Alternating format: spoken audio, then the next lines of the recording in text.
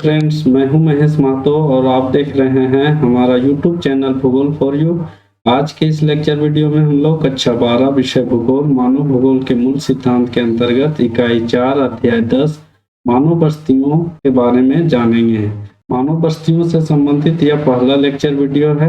मानव भूगोल के पहले अध्याय में हम लोग जान चुके हैं कि मानव भूगोल के अंतर्गत मानव तथा प्रकृति के अंतर संबंध से विकसित सांस्कृतिक भूदृश्यों को मानव भूगोल के अंतर्गत अध्ययन किया जाता है। उन्हीं सांस्कृतिक भूदृश्यों में से एक प्रमुख भूदृश्य मानव बस्ती है। तो आज के इस लेक्चर वीडियो में हम लोग मानव बस्ती से संबंधित महत्वपूर्ण विषय बिंदुओं के बारे में जानेंगे। तो आज हम लोग इस लेक्चर वीडियो के माध्यम से मानव बस्ती के अंतर्गत निम्न महत्वपूर्ण विषय बिंदुओं के बारे में जानेंगे, जैसे मानव बस्ती क्या है, मानव बस्तियों का वर्गीकरण का आधार क्या है, भारत में नगरीय बस्तियों का निर्धारण कैसे किया जाता है, उपनगरीकरण क्या है, मानव बस्तियों के प्रकार कितने हैं, सहत तथा प्रकीर्ण बस्तियों में अंतर कौन कौन से पाए जाते हैं, इसके विषय में हम लोग जानेंगे। तो चलिए आज का सेशन का शुरुआत करते हैं और जानते हैं निम्न बिंदुओं के बारे में। पहला बिंदु है मानव बस्ती क्या है।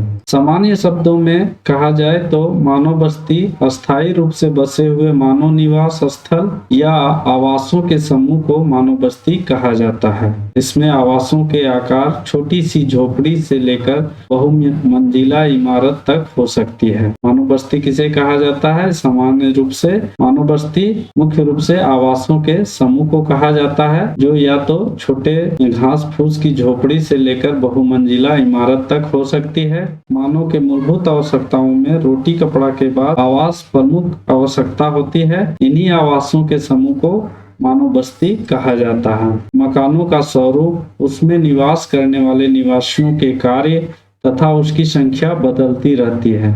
समय के साथ इसमें निरंतर परिवर्तन होते रहता है।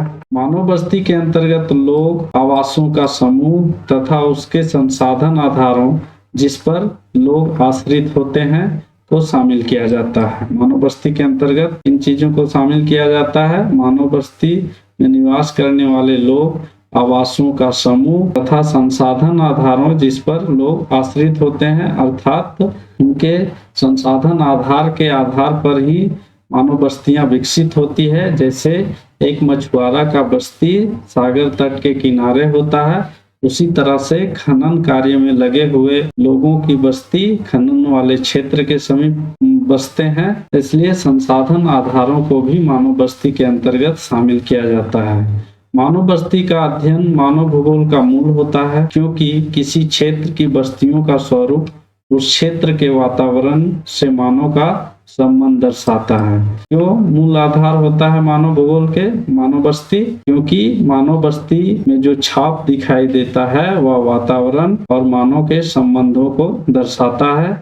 बढ़ते हैं अगले बिंदु की ओर। अगला बिंदु है मानव बस्तियों का वर्गीकरण के आधार। मानव बस्तियों के वर्गीकरण के 4 आधार अपनाए जाते हैं। हालांकि ये आधार सर्वमान्य एवं सर्वव्यापी नहीं है, फिर भी ज्यादातर देशों में या लगभग सभी देशों में इन आधारों को मानव बस्तियों के वर्गीकरण में अपनाया जाता है, जिसमें से पहला है जनसंख्या का आकार, दूसरा व्यवसाय, तीसरा कार्यों का पदानुक्रम और चौथा है सुविधाओं का विकास। मानव बस्तियों को जनसंख्या के आकार, लोगों के व्यवसाय, कार्यों का पदानुक्रम, सुविधाओं के विकास आदि के आधार पर मानव बस्तियों को 2 भागों में बांटा जाता है। मानव बस्तियों को कितने भागों में बांटा जाता है? 2 भागों में। पहला है ग्रामीण बस्ती और दूसरा है नगरीय बस्ती।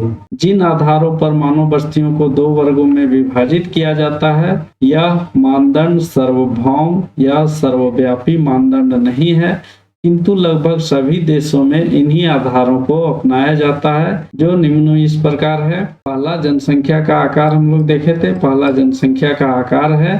जनसंख्या का आकार ग्रामीण तथा नगरीय बस्तियों के वर्गीकरण का प्रमुख आधार होता है। यह है, किंतु सभी देशों में यह एक समान रूप से नहीं अपनाया जाता है। जैसे भारत और चीन में कई ऐसे ग्राम हैं जिसकी जनसंख्या पश्चिमी यूरोप और संयुक्त राज्य अमेरिका के नगरों से भी अधिक पाई जाती है। जनसंख्या के आकार को तो ग्रामीण और नगरीय मानव बस्तियों के ग्रामीण और नगरीय विभाजन का प्रमुख आधार अपनाया जाता है, किंतु इसकी संख्या जो होती है अलग अलग देशों में अलग अलग होती है। चीन और भारत में कुछ ऐसे भी ग्राम पाए जाते हैं जिसकी जनसंख्या यूरोप और संयुक्त राज्य अमेरिका के कुछ शहरों से भी बड़े बड़े हैं।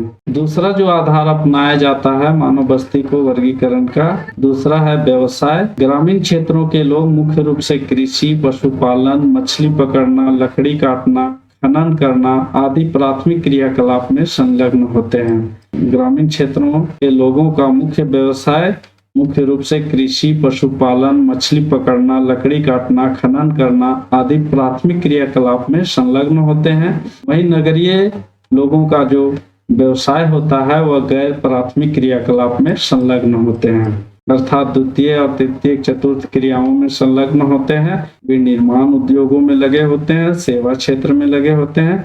इस तरह से यह एक प्रमुख आधार बनाया जा सकता है ग्रामीण तथा नगरीय बस्तियों के विभाजन में या वर्गीकरण में। अगला जो आधार अपनाया जाता है नगरीय तथा ग्रामीण बस्तियों के वर्गीकरण करने में वह है कार्यों का पदानुक्रम।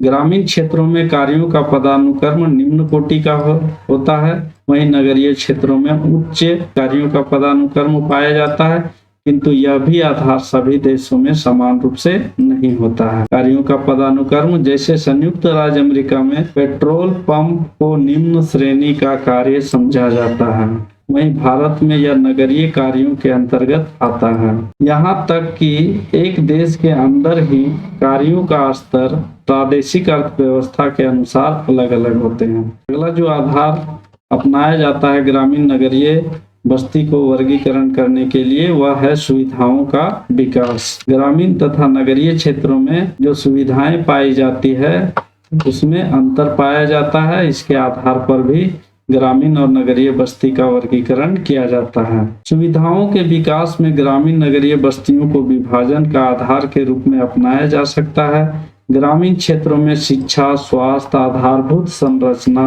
आदि निम्न स्तर की होती है। ग्रामीण क्षेत्रों में शिक्षा, स्वास्थ्य, आधारभूत संरचना आदि निम्न स्तर की होती है, वहीं नगरीय क्षेत्रों में ये सुविधाएं विकसित अवस्था में पाई जाती है। किंतु यह भी सर्वव्यापी नहीं है, क्योंकि जो सुविधाएं विकसित देशों में पाई जाती है वैसी सुविधाएं विकासशील और अल्प विकसित देशों के गांवों में दुर्लभ होती है। इस लेक्चर वीडियो का अगला बिंदु है भारत में नगरीय बस्तियों का निर्धारण।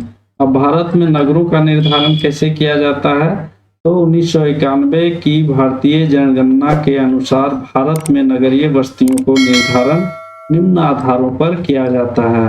1991 की जनगणना के अनुसार जनगणना विभाग के द्वारा कुछ आधार अपनाए गए हैं, जिसके आधार पर भारत में नगरीय बस्तियों को निर्धारण किया जाता है। जैसे पहला आधार है वैसे सभी स्थान जहां नगर पालिका, नगर निगम, छावनी बोर्ड या अधिसूचित नगरीय क्षेत्र समिति हो वैसे क्षेत्र को कहा जाता है। दूसरा आधार अपनाया जाता है कम से कम 5000 व्यक्ति वहां निवास करते हो। तीसरा आधार है 75% पुरुष श्रमिक गैर प्राथमिक कार्यों में संलग्न हो। और जो चौथा आधार अपनाया जाता है वह है जनसंख्या का घनत्व 400 व्यक्ति प्रति वर्ग किलोमीटर से अधिक होना चाहिए। ऐसे ही स्थान या क्षेत्रों को नगरीय बस्ती कहे जाएंगे। भारत में नगरीय बस्तियों को निर्धारण 4 बिंदुओं पर किया जाता है। वैसे स्थान जहां नगर पालिका, नगर निगम, छावनी बोर्ड हो, कम से कम 5000 व्यक्ति वहां निवास करते हो, साथ ही साथ वहां 75% पुरुष जनसंख्या गैर प्राथमिक क्रियाकलाप में संलग्न हो और उस क्षेत्र का जनसंख्या घनत्व 400 व्यक्ति प्रति वर्ग किलोमीटर होना चाहिए। ऐसे ही क्षेत्र नगरीय बस्ती की श्रेणी में रखे जाते हैं। अगला बिंदु है उपनगरीय क्षेत्र।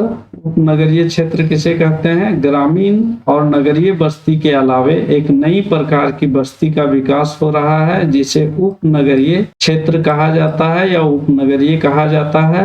यह एक नवीन प्रवृत्ति है जिसमें मानव शहर के घने बसे क्षेत्रों से हटकर रहन सहन की अच्छी गुणवत्ता की खोज में शहर के बाहर स्वच्छ एवं खुले क्षेत्रों में जा रहे हैं। ये ऐसे क्षेत्र होते हैं जो बड़े बड़े नगरों के बाहरी वाले हिस्सा होता है, जहां ग्रामीण तथा नगरीय दोनों प्रकार के कल्चर या संस्कृति पाई जाती है।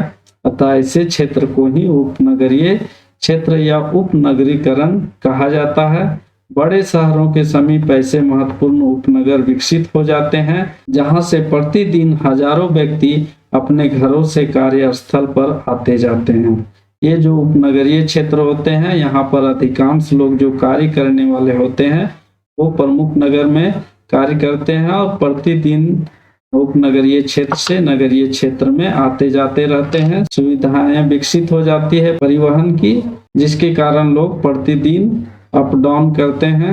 ये क्षेत्र नगरीय क्षेत्रों के अपेक्षा स्वच्छ होते हैं, साथ ही साथ इसमें भीड़ भाड़ प्रदूषण की समस्या कम पाई जाती है। ग्रामीण तथा नगरीय दोनों प्रकार के विशेषताएं पाई जाती है। अगला विषय बिंदु है मानव बस्तियों के प्रकार। तो मानव बस्तियों के दो प्रकार हैं, पहला सहत बस्ती और दूसरा प्रकीर्ण बस्ती। सहत बस्ती में मकान जो होते हैं एक दूसरे से सटे होते हैं, वहीं प्रकीर्ण बस्ती होती है वहां पर मकान दूर दूर पर स्थापित किए जाते हैं या दूर दूर पर स्थित होते हैं।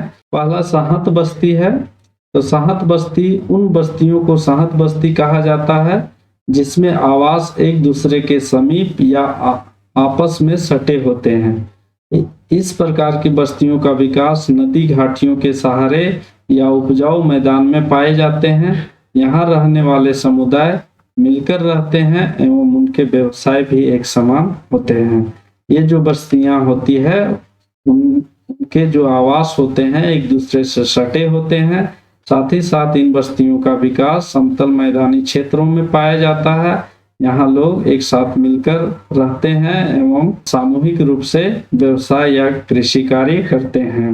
दूसरा जो प्रकार है मानव बस्ती का वह है प्रकीर्ण बस्तियां। प्रकीर्ण बस्तियां उन बस्तियों को कहा जाता है जिसमें आवास एक दूसरे से दूर दूर होते हैं। प्रकीर्ण बस्तियां वैसी बस्तियों को कहा जाता है जिसमें आवास जो होते हैं एक दूसरे से दूर दूर होते हैं। इन बस्तियों को बंधे रहने का आधार प्राकृतिक एवं सांस्कृतिक आकृतियां होती है, जैसे पूजा स्थल, हाट, बाजार, जल के स्रोत इन बस्तियों को बांधे रहने का कार्य करता है।